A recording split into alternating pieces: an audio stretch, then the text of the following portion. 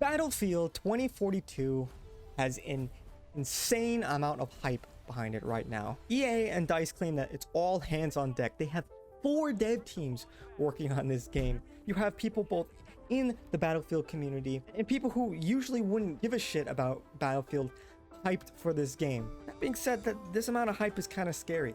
They said the bigger you are, the harder you fall. The greater the expectation, the greater potential for disappointment. Battlefield fans remember what it's like to be disappointed. So if this game fucking sucks with 4 dev teams on it, I don't know anymore. But I think at that point, DICE is going to be out of goodwill from both the community and probably EA. And so far, DICE in one of their investors calls earlier this year, they said that, they're ahead of schedule.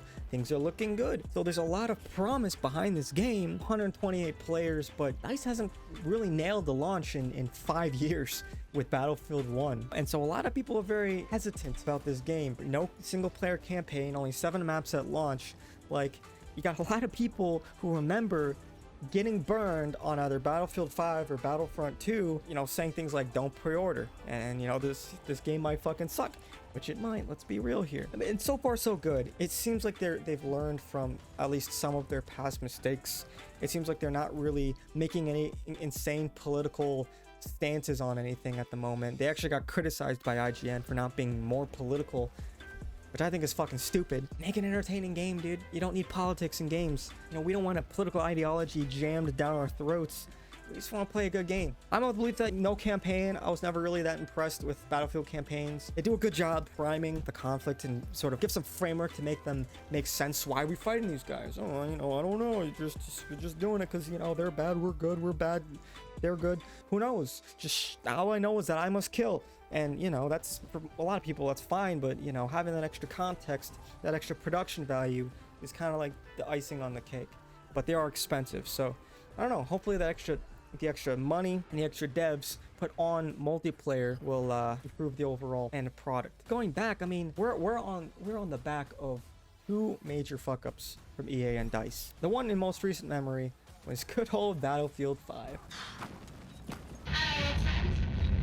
Oh boy, Battlefield 5. For some context, it's early 2018. We haven't had a World War II Battlefield game since, 2010, 2011, when 1943 came out, which was a small Xbox Live Arcade game. The fans were excited. They were hyped. Like, we want World War II. Let's go back to World War II. Let's see some iconic battles, all in AAA production value, right? We want to see D-Day. We want to see Holland. We want to see Stalingrad, North Africa, Guadalcanal, Pogs, dude. And, oh boy. Oh boy, the reveal was at best negative. They were just incredibly tone deaf with what player base wanted, with what the fans wanted, versus what they were actually producing. And so when there was natural backlash because they're marketing this thing as, the most authentic World War II experience to date, yet the reveal trailer says anything but that. You have robotic arms, it's wacky, it's goofy. And we're like, what the fuck is this? What is this? Is this World War II? This doesn't make any sense. Hello? This doesn't make any fucking sense. And so when fans were turned off and confused by the whole reveal, DICE comes out and then they're like, stupid gamers. So you guys hate women in your games. It's like, what the fuck? No, this doesn't make any sense. It's just, that's not what we're saying at all. And they're like, gamers are a bunch of misogynistic and racist fucks. And I'm like, dude, okay, look, at that point in time, 2018, gamers come from all walks of life. Gaming is bigger than the movie industry. Okay, so imagine saying moviegoers are misogynistic or racist when you have all different kinds of people going. It doesn't. No, I'm not buying that. All right, so fans naturally like, this is kind of bullshit, we don't like this. And then you had the CEO of DICE come out and say, look, if you don't like it, then don't buy the game. I think he's Swedish. And so he comes out, he attacks Battlefield fans and says like, my daughter was asking me why, there's nobody that looks like her in this game. And I'm thinking to myself, man, okay, a couple things. First of all, your daughter's young, so maybe she's too young to understand this, or too young to be playing this game. 2, you probably fucking suck at parenting if you can't explain to your kid the nuance that, yeah, this thing happened close to 80 years ago, that the world was different, appreciate how things have changed, but this is a look at how things were back then. That treats your kids' intelligence respectfully. And that's how I would answer that. This game should have been a fucking slam dunk. So many people were excited for World War II. This was just a Fortnite edition of Battlefield that nobody fucking asked for. You know, you don't like it, don't buy it. And yeah, people did not buy the fucking game. Big surprise when you piss off your main fan base. But not just that, like, they promised a chronological walkthrough of World War II. It'd start with the early war, 1940, and they'll slowly work their way up. And that was their justification for why there was no Pacific theater, no Americans, no Russians, or any other faction other than just the Brits and the Germans. Yikes. And their campaign was just, you know, they had this one story arc where it was like a daughter and her mom, and they were taking on a German sub base, which was based on a real story done by commandos. And that just leaves a kind of a bad taste in your mouth that you're willing to rewrite history to push this agenda when there are plenty of actual real stories of women who fought in World War II and did courageous acts of valor that you totally could have chosen to represent. You had the opportunity, you had the means, the know-how to do it well, and not just blunder the whole thing and lie to gamers and then blame the community, the core fan base, and pissing them off. That was a pretty big controversy, right?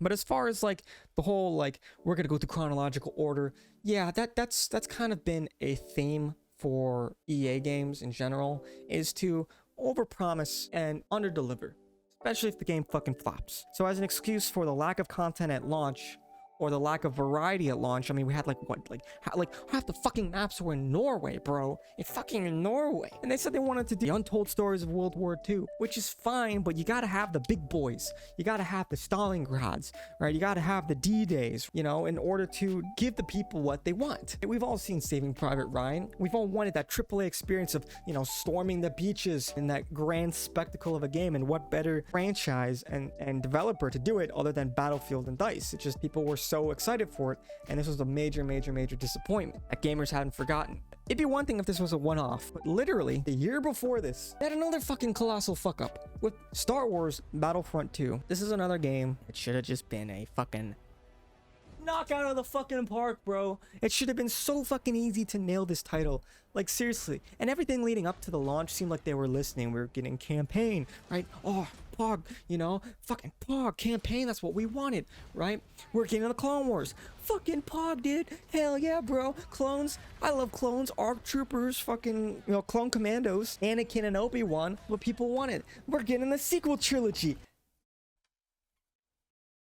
Yeah, that's okay. You can keep the you can take that. You don't. That's okay. Now you didn't have to do that. And man, was that game a fucking shit show at launch. A fucking shit show. The netcode was awful, just crashing constantly, and there was quite a bit of a lack of content, just like Battlefield 5 did. And this was another promised live service game, and man, was it just disappointing. And you look at the content, and the campaign was generic as fuck. Imperial agents flipping sides. What's the problem with just letting us be the bad guys once in a while? It's fun to be the bad guys. It would have been a unique opportunity, a unique take, but instead it's like the whole campaign was just so cliche and just so predictable. It was a pretty big fucking letdown. And the multiplayer was just a mess, and it very quickly became apparent that this is a pay-to-win fucking game.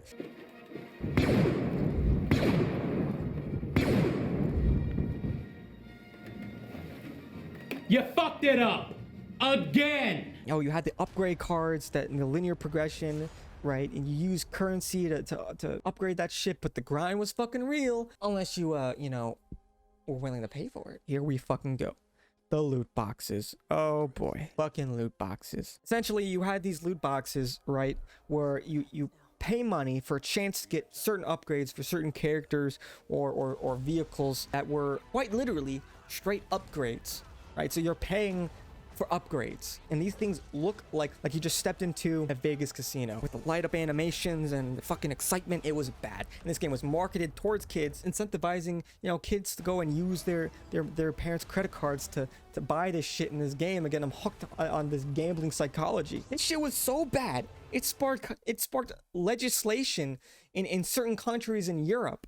It was so bad. Backlash was insane. It got picked up by mainstream media. And how did EA and DICE respond? Right? They said, oh, it's not gambling.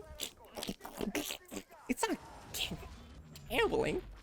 No, you guys have the wrong idea. And then to try to defend this shit, they have the most downvoted fucking comment in Reddit history. Good fucking job, guys. That is truly an accomplishment. And you know, Big Daddy Disney weren't too happy about that. You know, not in their multi-billion-dollar franchise marketed towards kids. They can't be labeled as a company that sells gambling to kids. That's awful for their image. So, you know, Disney's been kind of, you know, moving away from EA as their exclusive publisher for Star Wars games, not renewing their exclusivity deal. Very clearly, they were not happy about this. So essentially, we have a case where we have back-to-back major fuck-ups in first Battlefront 2 and then Battlefield 5. And the fans remember. We don't forget. You look on the subreddit for Battlefield, you have plenty of people saying, you know, remember guys, no pre-orders. Don't pre-order. I'm cautiously optimistic. You know, I don't want to get burned again. People remember. There is probably about this much goodwill left in the fan base. And if they fuck this up, if they find a way to fuck this up, and again, everything is looking pretty good so far. So far, it's looking pretty good.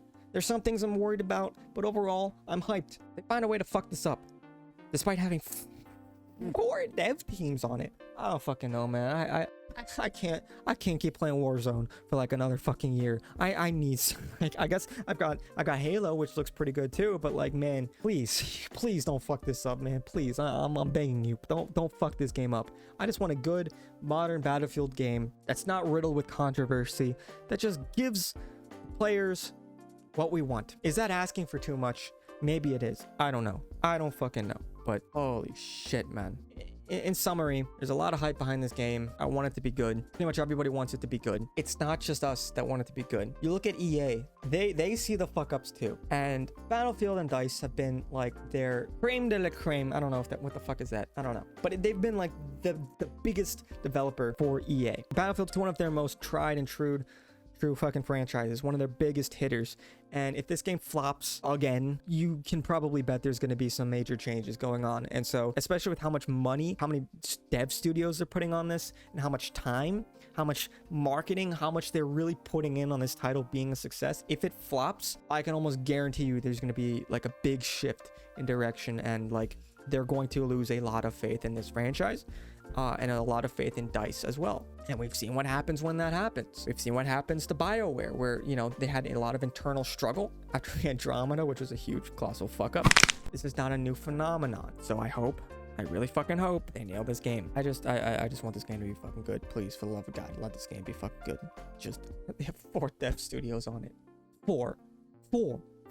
If this game fucking sucks, just, I don't know. Anyway, guys, thank you guys for watching. Let me know your thoughts down below. Like the video if you liked it. Subscribe, hit the bell notification to stay up to date, because subscriptions don't really inform you that much of when new stuff is coming out. And follow me on Twitch at twitch.tv/mellowttv. Thank you guys for watching, and God, if this game's trash, I'm gonna be so fucking sad. I just don't even know anymore.